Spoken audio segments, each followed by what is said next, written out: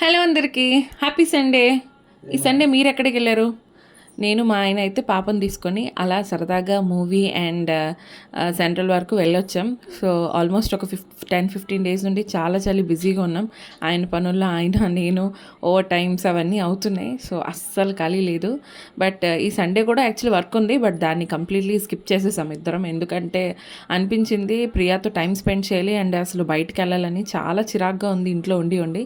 So finally మేమైతే సెంట్రల్కి వెళ్ళి కాసేపు అలా అక్కడ టైం స్పెండ్ చేసి తర్వాత మీరే మూవీకి వెళ్ళాం. మూవీ ఈజ్ టూ గుడ్, నచ్చింది నాకు బాగా.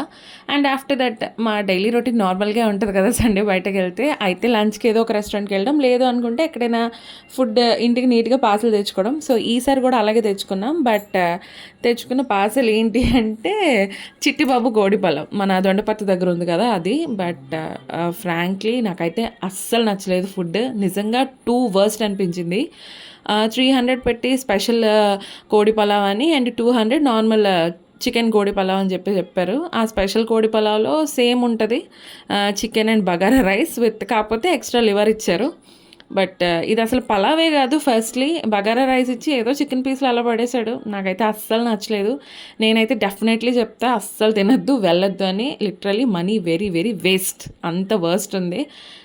దానికంటే ఇంకొకటి ఏదైనా ట్రై చేస్తే బెటర్ అనిపించింది. So that's it for today. Please subscribe and follow.